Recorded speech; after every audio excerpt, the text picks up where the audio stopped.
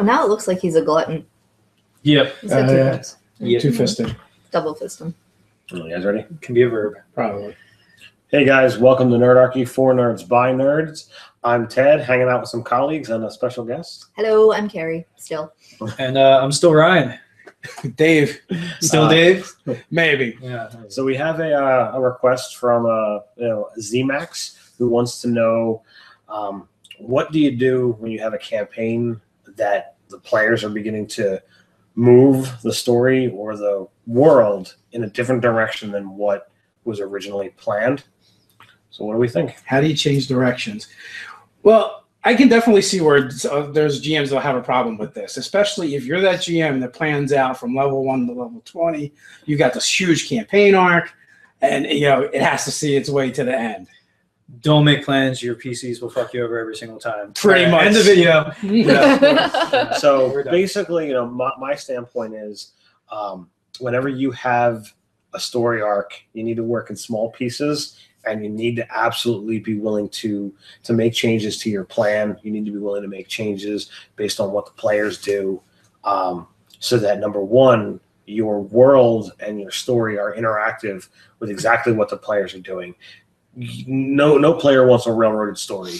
So if the players decide, okay, well, I'm going to go off arc, or I'm going to totally screw over the DM and do something completely against what he has planned, Or she. Or she. Or the sexist pig. Yeah, really. You're terrible. I'm sorry. I was advocating the raping in the last video, and you know what? You can have the women raping the sheep too. Yeah, that's right. That's right.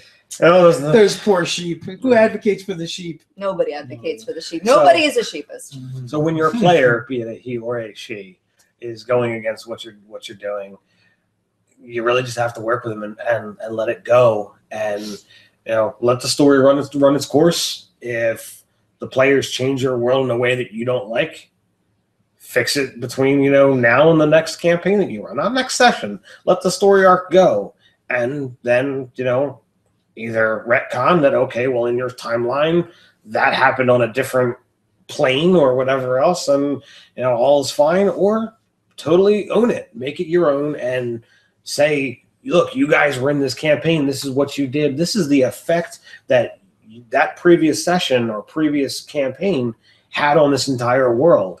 And then they'll feel more a part of it, because exactly what happened was by their hand, they did it. Well, yeah, if their objective for that session was to rescue the princess and they didn't, next session her head shows up in a box, be like, well, you guys didn't do that thing, the world. There's world consequences. You got to live with those consequences. And that being said, though, that doesn't mean that you don't have. See, when I write a campaign, I write like 3 sentences. That's it, because I know it's never going to survive the players.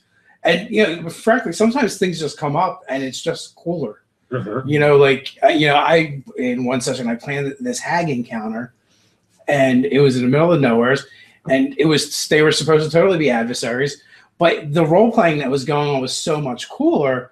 I actually just turned them into friendly NPCs. So part of your job as a DM is to help tell a story with your players. And the key there is help tell the story with your players. You can't tell it to them. Yep. They're going to do what they're going to do. They have to have agency in your world. They have to be able to make choices that mean something. And if all you do is constantly steer them back to this thing or that thing, none of their choices ever mean anything. Well, if you're going to program the adventure, because essentially if there's only one set way of how things can unfold, you're programming the adventure. Why play a tabletop role-playing game hobby over an MMO? Or any other video game. Read a book. You and your friends can all LAN party and play through WoW or whatever, because that is all set. Everything is going to unfold exactly how the programmer is meant to do it. And if you're playing a game where people will have free will and choice, infinite number of choices, then that's the beauty of the hobby. And you know what I've told people? You just said read a book. Yep. I told people don't bother write a book, because that's what you want. I mean, if you want to just tell your story, then you don't really need the players. They're not going to interact with the world and do what they want to do. If just pawns to play out your narrative, there's nothing interesting about Look at you using props. Yeah, picked up a rock. I did. This isn't a real chess game. There's pawns stacked over each other, having a little wild party here and stuff. So. Stonehenge is going on. Yeah. Well, you know, We're when- chess masters. when you're running a game, you know, as a DM, you know, you are lord and master over the world, but the story and the happenings of that world are just as much in control of in the hands of control of the players as much as yourself, if not more so with the players, because all you're doing is guiding them down a trail or down a path, and they're choosing which direction to go. And I like to have different. I like to plot alternatives, like, you know, the choose your own adventure book kind of thing. Well, if they go down this way, you know, this is going to happen. If they go down this way, that's going to happen. And yeah, they're only going to get to pick one or the other. But maybe that other thing that you kind of sort of half planned happens in the next game. Yeah. So you're kind of prepared for it. Yeah. So I was gonna. Yeah, I totally lost my train Before of thought. before I Yeah. evolved or Yeah. devolved to Yeah. the 3-sentence rule, Yeah. I used to do flowcharts. Yeah. And it's just like that, a couple words, maybe a sentence, and you know, there was different paths. If they did this or did that, you know, it changed the direction of everything. And there was different options. I used to do an outline. You know, this is the order in which, you know, I see the campaign going, and at any point in time, they could, you know, split off from what I have planned, and then the rest of the night is just improv on me. Yep. You know, and I'm just you know prepared. The session that I ran, you know, last weekend was totally okay. It's either going to be they uncover more information on the blood cultists and see how far they get, or Wait a minute, you mean to tell me that you didn't have in your notes Scott uses his familiar no, with locate object to No. triangulate where the blood cultist dagger is? no, Then you GPS that. my notes were either they're going to go fight the blood cultists and possibly, you know, track to Jalek, or they're going to go hunt for the golden hands. That was it. That was my prep notes. Yeah. That's it, and it was all here. I didn't write. Thankfully, we did one of those two things. Right. That was good. And if they did something completely different, then I would have just, you know, completely rolled with it. And then you got to roll with it, and you just let them go in their own little path. And I like to have one or two things that I just kind of, you know, keep in my pocket for when they do that. And then, you know what, if they're really going in the wrong direction, which I think is the crux of the question here, you know what, you let them play out the end of the night, and then you start the next session with, you know, your characters have been having all these dreams, your God sent you this dream, you're feeling really guilty about this unfinished business, Or the consequences of that thing that they didn't do. Yeah. haunt them. You know, or really. yeah, it physically comes back to haunt them. It's Well, not just yeah, I mean, I would say like the head of the princess or the whatever. Like something dire happened, and now the king sent you on that errand, and in lieu of getting his daughter back because she's now decaffeinated. oh no, that's even worse than Yeah, I know, right? decapitated. So yeah, in lieu of getting his beloved daughter back, they're now after you because it's now your fault. You're as much to blame as the person that just did the deed. Someone's got to go down. Yeah, for this. heads are got to roll. But that being said, you can like work your way into those extreme circumstances. You know, the penalty for their failure. You can start training your players too that there is consequences and start off small. Like monkeys with typewriters. Like monkeys with typewriters. Maybe it's only a finger. You know, Well, you know instead of the head. Maybe they need to find a way now to resurrect the princess. You Right, know, her head's in a box. Fix it. This is Right. your next quest. Yeah, make this We have to make and this right. one thing. Make Yes. that one thing, and living and breathing and eating. Yeah. The other thing, you know, you said is, you know, you could say, you know, oh well, next session this starts happening. You know, there's also another phase that a lot of DMs don't really think about or look into. The untap phase. Yeah, Okay. and that's in between sessions. Yeah. You know whether you are gaming online or whether you're gaming, you know, local. Reach out and talk to your players and say, okay, what is your character looking to do next session? You know, regardless of whether you play with downtime or whether you play, you know, okay, well, we ended here, we pick up right here, Like 24 or something. you know, yeah. You know, like I talk to you guys. I'm like, you know, what are you looking to do to find this guy you're looking for? What are you doing to try and find the golden hands? And your You know, goddamn business. You talk to your players so that you have a gauge of where you need to go. where you need to go as a DM so that you can have things prepped. And if your players say, well, all right, well, we killed the princess, or we didn't save the princess and therefore let her die, we want to hightail out of here. We want to get on the next boat, the next, you know, wagon, whatever, and get to the next town over because we're fearing for our lives. Yeah. And all right, well, now the campaign arc moves in a whole new direction, and you know that you have to build the next town, and you have to build a whole new story where there's this past that's going to be hunting them, as well as, you know, fame and glory somewhere else under these new names. Right. Basically, you only really plot out your material if you're going to do all that much prep work, like 1 or 2 sessions ahead of time, you know, and because they could totally go off the so-called rails of whatever you're going to do. And you just, I mean, not necessarily, even if you write something, though, there might be a way to, like, re-engineer that, reuse it. Like, all right, well, it was going to be this evil doom cult, but now they're going to be an evil group of druids or whatever. So you just, like, reskin the encounter that you just made and figure out how that's, you know, it's going to work into the story that your players want to engage in and tell. Now, the other thing, too, is, like, we're putting all the pressure on the GM. You know, the players can, too, go, like, if they decide they're going to do something completely different and they know they're going to throw the GM a curveball, why not give them a heads up? Yep. Why not say, you did this thing, you know, in your campaign, and this is how my character reacts? You know, although I've had players, like, where it is, like, an us versus them sort of thing, like the GM versus, like, everybody playing the game, where, like, they were, like, plotting and planning what they wanted to do in my game, but didn't want to tell me because they thought, like, I would just thwart everything they did. That's my family game. Yeah. Yeah, like, they're conspiring together, and then you're like, all right, well, I guess you've just walked around that encounter.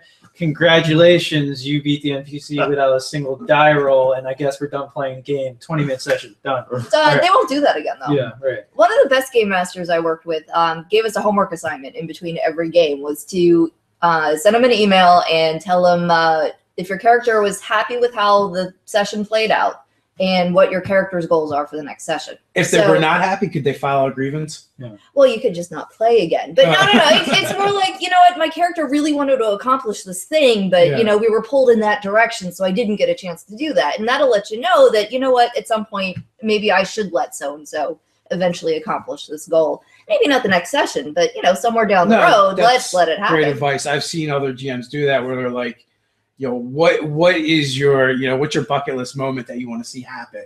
Yep. And then they try and work it in at some point. Yep. You know, when you're running one shots, I mean, that's one of the things that you know, happens far more often. So that, you know, it's like, all right, well, you're not going to get to play this character again. You know, what do you want to see happen so that he can make it happen?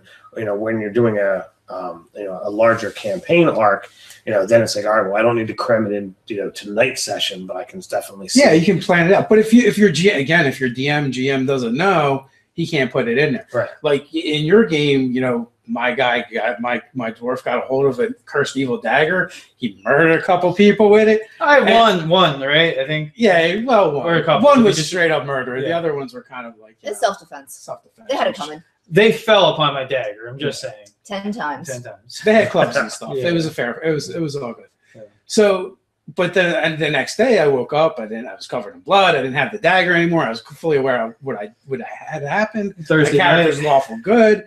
I'm like, Ted, my character's going to turn himself into the mayor. You know, if he wouldn't have told me that, I would have been like, how am I going to handle this? You know, and since we record our gameplays, it's like, well, So it was definitely. Well, that's not even relevant. Like that has no bearing on the fact of whether, as a player, I decided to be a jerk off or not, and be like, I'm going to do this whole thing that I know is going to completely disrupt your campaign, and not tell you about it. I'm going to wait and be like, surprise, and you'll be like, all right, either, you know, I need to wait for another session or I need 30 minutes to think about this. No, why not just let you know ahead of time so you can decide what you're going to do with it? And I'm like, and I worded like this: do I need to have a backup character?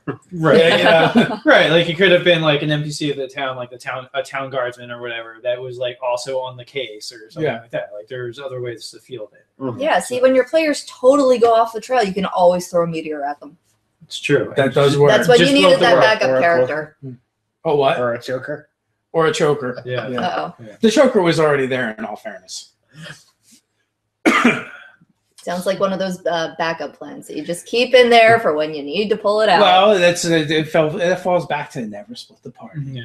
Oh, That could be that's dire like a bad consequences. horror movie. Well, especially when you player- go off by yourself. Yeah. Oh. Player ran from one combat into an unexplored area. Met a choker, died. And That's it was not love at first sight, at least for not for him anyway. Mm.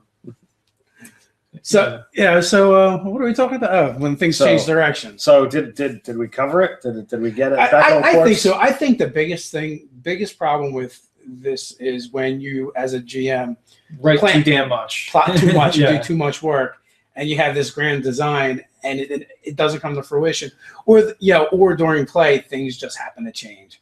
So if you just stay a little bit ahead of your players, you can kind of big picture it out in a paragraph. Be a tops. hollow reed that will bend with the breeze. I mean, like, although I will say that, like, it is cool to have those big payoff moments later where you have to do foreshadowing or seed some stuff. So you kind of figure that out, and you're just kind of working out how you can put those little like Easter eggs in the game. But here's my main thing, right? Yeah. And I actually worked with Ted a lot on this. Is you do not make that 20th level character NPC that they're going to fight at the end and spend 3 hours, 4 hours building it, because there's no point if you don't know if they're ever going to get to it. Right. Yep. You write his name down, maybe a couple of facts about him. Maybe you make a couple notes about how you believe the campaign arc is going to go. But at the end of the day, if you write a page or less and it doesn't happen, you're not going to be that invested. It's not a big deal. You can go with whatever's going to happen. And a lot of times, something cooler will happen, and that's why the players are going in that direction. Yeah. They're going in another direction because whatever you put before them isn't enough to get them vested in it. It didn't engage their character enough, usually. Right, but wherever they're going did, so why not just give them that? Right. So Yeah, I'd it's all say- about making your players happy, making the DM happy, but the players happy. Everybody wants to be happy, or you stop playing the game. You plan small, be prepared for improv. Think And- big, plan small. There you go. Think big, plan small. Be prepared for improv, and let the players guide the story, because ultimately, it's a group game, and there's more players than there are DMs. So There I is think that covers it. All right. So you guys, let us know what you think down in the comments. Like, share, subscribe, all that good stuff. You know what to do. you can follow us on Twitter. Or hang out with us over on Facebook. I have no endorsements. All right. Yeah. So until next time, Stay nerdy.